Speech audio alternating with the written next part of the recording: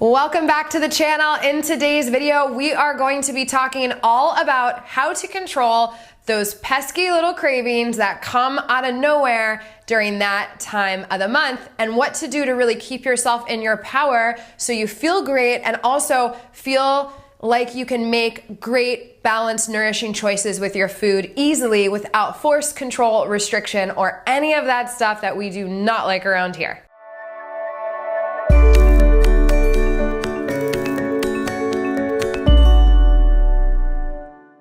So I remember on my journey with healing my relationship with my body and food, which was quite the long one. There were different times along the process where I would feel pretty good, right? The month would be going, I'd feel great, I'd feel in my power, and then that week of the month would come and I'd feel negative, grumpy, I'd want to eat everything in sight, I'd have cravings for food that I had been like restricting or made forbidden during the other part of the month, and once I got that food, all hell would break loose, for lack of better terms, and I'd start eating it and felt like I couldn't stop.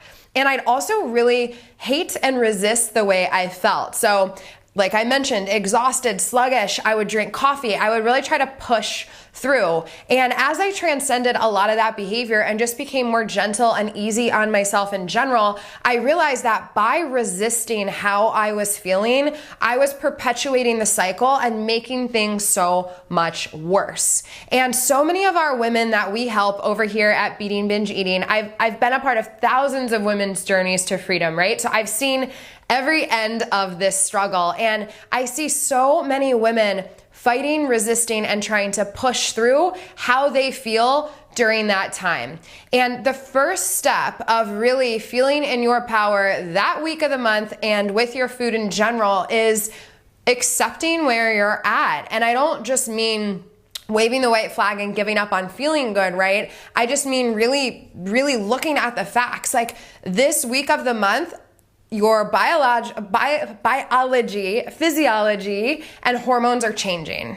The way you feel is different. You're going to want different foods, right? And a really big part of the process is just realizing that, accepting that, and saying, okay, hey, maybe I don't feel that great, but it is what it is right now, and I need to work with what I've got. And I'm all about positive thinking and all about really changing your state and feeling great and taking control of your state and creating your own reality and all of it. So I'm not saying to drown yourself in the negative or anything like that. But what I am saying is just slapping a Band-Aid of like, no, I feel good. No, I'm gonna drink coffee and push through this.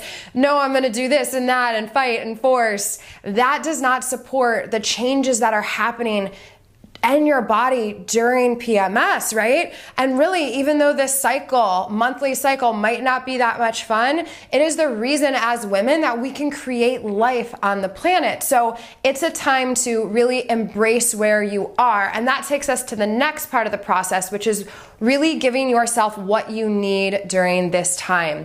Do you need rest?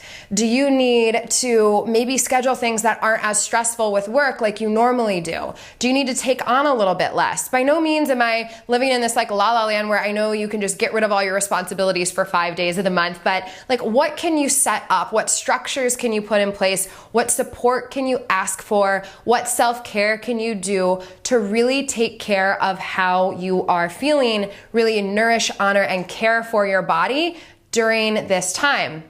And speaking of nourishment, that takes us to the next part of the process, right? Realizing that, hey, I am going to have cravings at this time. What do I need to give myself? What do I need to give my body? How do I need to take care of myself? What do I need to feed myself so these cravings aren't out of control? So for me, I tend to crave really grounding meals. I tend to crave carbohydrates. I also know since my body has a little bit of inflammation during that time, I want to eat foods that are anti-inflammatory like greens and veggies and things that are gonna really support my body with releasing excess estrogen. And so I'm choosing foods that are a little higher in carbs some of the time to really satisfy my body's needs, cravings, and desire for more food. Also choosing those foods to really balance out and help detoxify and support my body. And then doing things like if I know I'm going to want, let's say, chocolate or something a little more sweet or whatever that might be, having those things on hand and allowing myself to have them, right? Now, this doesn't mean that because it's period time, you go and eat 20 Reese's Pieces or anything like that.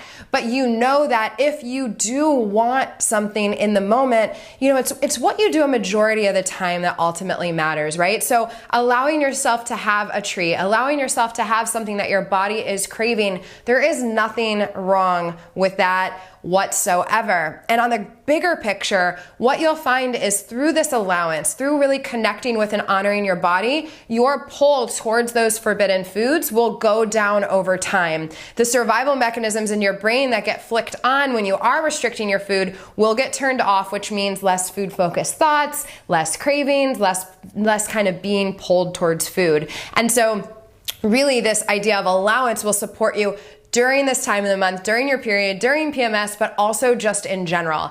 And I know the idea of allowance can be really scary, especially if you're trying to control your weight or lose weight, or especially if you are feeling out of control with your food, right? I know for me, when I heard this idea, I rejected it at all costs because I was terrified to feel out of control. And so many of our women that we help feel that same way. Like, they know that they need to give up the restriction, the dieting, but they're just too scared. And they come to us to support them in that in a way that doesn't leave them feeling totally out of control with their food. So I made you a gift to support you in that, so you don't have to do it alone.